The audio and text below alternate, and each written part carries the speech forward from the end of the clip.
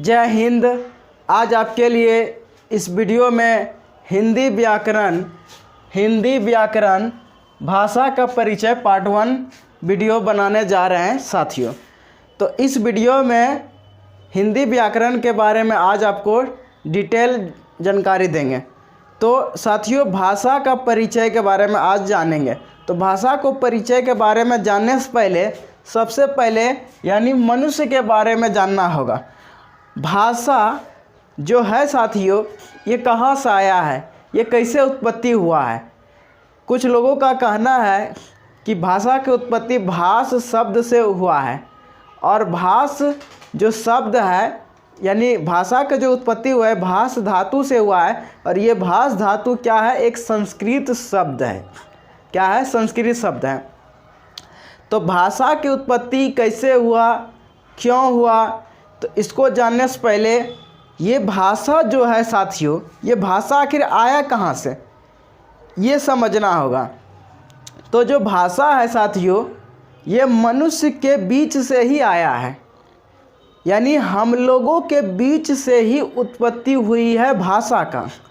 तो भाषा को समझने से पहले अपने बारे में समझना होगा, यानी मनुष्यों के बारे में समझना होगा, मनुष्य के बारे में समझना होगा, तब आपको भाषा समझ में अच्छी तरह से आएगा साथियों। तो चलिए, यहाँ पर हमने कुछ पॉइंट लिखे हैं जो कि मनुष्य से रिलेटेड ये पॉइंट है। पहला पॉइंट देखिए पढ़ रहा है और उसको समझिएगा ध्यानपूर्वक से। पहला पॉइंट बोल रहा है कि मनुष्य एक सामाजिक प्राणी है, यानी हम लोग जो है साथियों, हम लोग क्या है, एक सामाजिक प्राणी है। आखिर हम लोगों को, मनुष्य को सामाजिक प्राणी क्यों कहा गया? क्योंकि मनुष्य जो है समाज में रहता है। मनुष्य कहाँ रहता है? समाज में रहता है। इसलिए मनुष्य को हम लोग क्या कहते हैं, हम लोग मनुष्य हैं, इसलिए हम लोगों को सामाजिक प्राणी कहता है। क्यों? क्योंकि हम लोग समाज में रहते हैं। समाज में रहकर हम लोग बहुत कुछ सीखते हैं, नए नए विचारधारा, नए नए शब्द। तो ये सारा विचार, सारा चीज़ जो है कहाँ से सीखते हैं? समाज से रह कर सीखते हैं। इसलिए हम लोगों को क्या कहा गया है? सामाजिक प्राणी कहा गया है। इसलिए मनुष्य जो है, मनुष्य एक सामाजिक प्राणी है, ठीक है। उसे अपने मनोभावों को समाज के अन्य सदस्यों तक पहुंचाने की ज़रूरत पड़ती है। यानी जो मनुष्य होता है, मनुष्य तो सामाजिक प्राणी है ही, लेकिन मनुष्य के जो मनोभाव होता है, मनोभावों को यदि खंड करके देखिए, मनो मने मन, भावों मने जो मन में जो भाव चल रहा है, मनोभावों। तो जो हम लोगों के मन में जो भी भाव चलता है, जो भी विचारधारा आता है दिमाग में, यानी जो भी हम लोग शांति जगह पर बैठ के या कहीं पर भी कुछ देखते हैं, कुछ आश्चर्यचकित दृश्य देखते हैं, और उसको देखने के बाद क्या है, हम लोगों के मन में क्या होता है, एक नया विचारधारा उत्पन्न होती है, यानी मनोभाव ऑटोमेटिक है निकलने लगता है। तो उस मनोभावों को यदि अच्छा मनोभाव निकलता है, सकारात्मक मनोभाव निकलता है, तो और भी बढ़िया होता है मनुष्य के लिए। तो जितने भी अच्छे लोग होते हैं, जैसे कि हमारे मन में चला कि अब जो है अपने चैनल पर हिंदी व्याकरण का क्लास लिया जाए, तो ये कैसे आया? तो हम शांति जगह पर बैठे थे, तो माइंड में हमारे मन में क्या विचार आया, हिंदी व्याकरण का क्लास लिया जाए अपने चैनल पर। तो ये जब हमारे मन में ये चल आया, तो हम क्या कर रहे हैं, आज आपके लिए हिंदी व्याकरण की क्लास ले रहे हैं। ये हिंदी व्याकरण आपके तकले क्या कर रहे हैं, पहुंचाने का काम कर रहे हैं साथियों। तो वही बोलता है कि मनुष्य एक सामाजिक प्राणी है, उसे अपने मनोभावों को समाज के अन्य सदस्यों तक पहुंचाने की ज़रूरत पड़ती है। यहाँ तक ले समझ गए साथियों। दूसरा पॉइंट जो बोल रहा है, जैसे कि हम क्या कर रहे हैं, आपके तक ले पहुँचा रहे हैं, और ये जहाँ जहाँ जाएगा तो ये समाज को एक बेहतर करता है, ठीक है। तो इसीलिए मनुष्य अपने मनोभावों को क्या करता है, समाज के यानी दूसरे समाज के जो सदस्य होते हैं उन्हें उनके तक ले पहुँचाने का ज़रूरत पड़ती है। क्यों ज़रूरत पड़ती है? क्योंकि उसका विवेक, उसका विवेक जो है उसका बुद्धि एक अच्छा डेवलप हो। इसीलिए मनुष्य क्या करता है, अपने मनोभावों को दूसरे लोगों तक पहुंचाने का काम करता है। दूसरा पॉइंट देखिए साथियों, कह रहा है कि मनोभावों की अभिव्यक्ति और विचार विनिमय के बिना मनुष्य की सामाजिकता का निर्वाह नहीं हो सकता है। देखिए, इसके लिए एक माध्यम की आवश्यकता होती है। तो ये एक माध्यम की क्या आवश्यकता होती है? तो ये एक माध्यम की आवश्यकता आपका भाषा होता है। क्या होता है साथियों? भाषा। यानी मनोभावों की जो अभिव्यक्ति होती है, अभिव्यक्ति का मतलब हुआ कि दूसरे व्यक्तियों तक ले पहुँचाने का काम।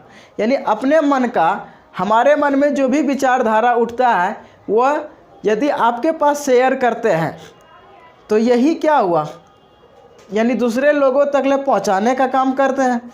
तो मनोभावों की जो अभिव्यक्ति और विचार विनिमय, यानी जो भी हम लोग विचार करते हैं, मन में जो भी भाव चलता है और उस भाव पर लोग क्या करते हैं, उस पर विचार विनिमय करते हैं, यानी उस पर सोचते हैं ऐसा हमारे मन में क्यों चल रहा है। तो इस पर क्या करता है, उस पर विचार करते हैं और विचार करने पर क्या होते हैं, विचार करने के बाद उस विचारधारा के साथ एक निचोड़ निकलता है और वह निचोड़ क्या करता है, अभिव्यक्ति के माध्यम से दूसरे तक ले पहुँचाने का काम करता है।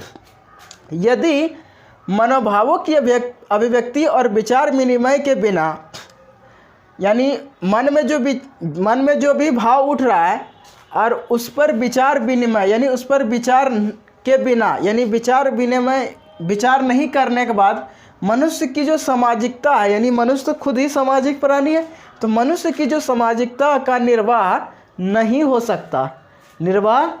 हो सकता। इसीलिए इसके लिए एक माध्यम की आवश्यकता होती है, जो कि हम लोगों का एक माध्यम क्या है, भाषा है। क्या है साथियों? भाषा है। यदि हम हिंदी भाषा बोलते हैं तो आप यदि हिंदी भाषी हैं, यदि आप भी हिंदी जानते हैं तो हमारे भाषा को आप समझ सकते हैं। कहते हैं कि आप कौन सा, जैसे अदर कंट्री में जाते हैं, हर तरह का अलग अलग भाषा होती है। इंडिया की ही बात किया जाए तो इंडिया में भी बहुत सारे लैंग्वेज होती है। तो क्या होता है कि जो व्यक्ति जिस भाषा का ज्ञान उसको रहता है, यदि वैसे भाषा का लोग मिल जाता है तो उससे क्या होता है, एक दूसरे में ताल में बैठ जाता है। इसीलिए जो भी हम लोग बोलते हैं, यदि हम बोल रहे हैं और यदि आप हिंदी भाषी लोग हैं तो हमारे भाषा को ऑटोमेटिक है आपको समझ में अच्छी तरह से आता हो। यदि आप हिंदी भाषी ना जान के आप बंगला भाषा जानते होंगे, अदर लैंग्वेज जानते होंगे, तो आपको समझ में नहीं आएगा, हालांकि आप हिंदी भाषी ही हमारे अनुसार से होंगे। तो साथियों, इसीलिए कहता है कि एक माध्यम क्या हो सकता है, भाषा हो सकता है। नेक्स्ट पॉइंट देखिए, कहता है कि अभिव्यक्ति के माध्यम के बिना मनुष्य अपने भावों और विचारों को दूसरे के सामने प्रकट नहीं कर सकता है और न दूसरे के भावों तथा विचारों से परिचित हो सकता है।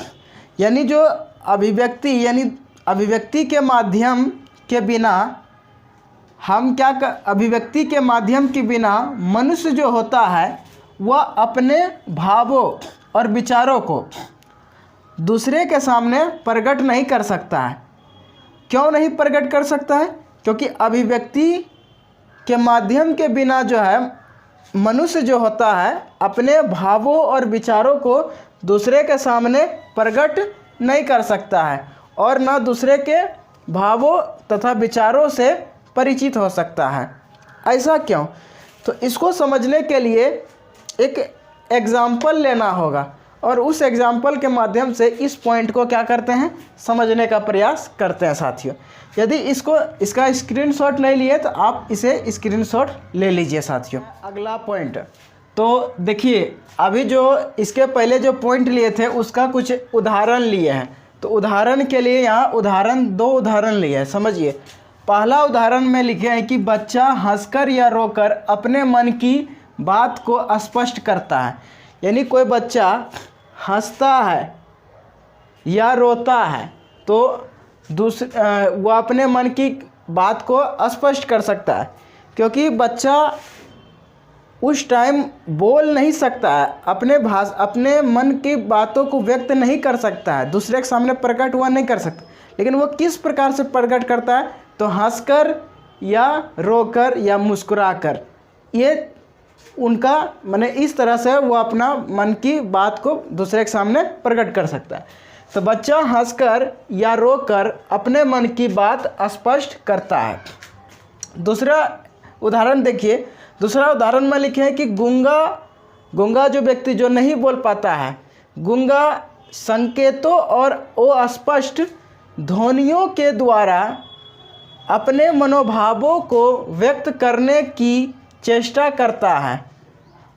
देखिए, जो भी गूंगा व्यक्ति होते हैं वह संकेतों यानी इशारा, संकेत का मतलब समझिए कि इशारा दे रहा है, इशारा से माने संकेतों और अस्पष्ट ध्वनियों, यानी अस्पष्ट माने जो अस्पष्ट ध्वनि नहीं निकला, यानी गूंगा व्यक्ति जो इशारे से बात करते हैं। देखिएगा कि कुछ लोग ऐसे होते हैं कि जो बार बार गूंगे व्यक्ति से मिलते जुलते रहते हैं तो उसको उनका बात समझ में आता है, लेकिन अचानक यदि आप कभी गूंगा व्यक्ति से नहीं मिले हैं, यदि वो कुछ कह रहा है तो आप उसका बात नहीं समझ पाइएगा, उसका बात नहीं समझ पाइएगा। तो उसका जो ध्वनि जो निकलता है वो स्पष्ट ध्वनि नहीं होता है, वो अस्पष्ट ध्वनियाँ होती है। तो अस्पष्ट ध्वनियों के द्वारा अपने मनोभावों को व्यक्त करने की चेष्टा करता है। कौन? तो गूंगा व्यक्ति। तो यदि आप गूंगे व्यक्ति होंगे तो क्षमा करिएगा, माफ़ करिएगा, हम जो है आपका मैंने ये एग्जाम्पल के माध्यम से हमको समझाने का प्रयास कर रहे हैं, इसलिए आपके घर में यदि गूंगे व्यक्ति होगा तो क्षमा करिएगा। तो साथियों देखिए कि जितने भी गूंगा होता है यानी गूंगा व्यक्ति संकेतों और अस्पष्ट ध्वनियों के द्वारा अपने मनोभावों को क्या करता है, व्यक्त करने की चेष्टा करता है। परंतु हंसने, रोने, संकेत करने और हाँ, हूँ, आ, ऊ अस्पष्ट ध्वनियाँ निकालने से मन की पूरी बात स्पष्ट नहीं हो पाती है। यदि मान लीजिए कि कोई व्यक्ति हंसता है या रोता है, हंसने से, रोने से, संकेत करने से, यानी हंस दिया, रो दिया, इशारा कर दिया, तो क्या लगता है, या वो हाँ, हूँ, आ, हूँ ऐसे कुछ बोल दिया, क्या इस प्रकार की जो ध्वनियाँ है ये सारी ध्वनियाँ क्या है, वो अस्पष्ट ध्वनियाँ। तो अस्पष्ट ध्वनियाँ जब निकलता है मुंह से किसी भी व्यक्ति के और मन की पूरी बात वो स्पष्ट नहीं कर सकता है, क्योंकि इस प्रकार की जो अस्पष्ट ध्वनियाँ जो निकालते हैं इससे अगले जो व्यक्ति, जो सामने वाले जो व्यक्ति होते हैं उसको समझ में नहीं आता है, उनका मन की बात को स्पष्ट वह कर नहीं पाता है, क्योंकि सामने वाला व्यक्ति को समझ में ही नहीं आता है। तो ऐसे व्यक्ति क्या होते, ऐसे वर्ड निकालने से, ऐसे शब्द निकालने से, ऐसे ध्वनियाँ निकालने से वो अस्पष्ट ध्वनियाँ इस प्रकार की होती है। वो अस्पष्ट ध्वनियाँ निकालने से मन की पूरी बात स्पष्ट हो पाती है, नहीं हो पाती है। तो मनोभाव स्पष्ट तब होते हैं जब उन्हें बोलकर व्यक्त किया जाता है। यदि आप इस प्रकार के अस्पष्ट ध्वनियाँ यदि आप निकालते हैं तो इससे आपकी मन की बात स्पष्ट नहीं हो पाती है। स्पष्ट कब आपकी मन की बात हो सकती है, जब आप बोलकर, जिस तरह से हम बोल रहे हैं और आप भी जिस प्रकार से बोलते हैं, ये बोलकर जब मनोभाव यानी आपका मन का जो भाव है वो स्पष्ट तभी होगा आपका जब आप उन्हें बोलकर व्यक्त करिएगा। बोलकर व्यक्त करिएगा तभी सामने वाला व्यक्ति क्या करेगा, समझ पाएगा। तो साथियों, इस वीडियो को देखने के लिए आज यहीं तक ले। नेक्स्ट क्लास में हम आपको बताएंगे भाषा का एक और वीडियो होगा जो कि भाषा का इंट्रोडक्शन क्लास होगा, लैंग्वेज का। तो साथियों, इस वीडियो को देखने के लिए धन्यवाद।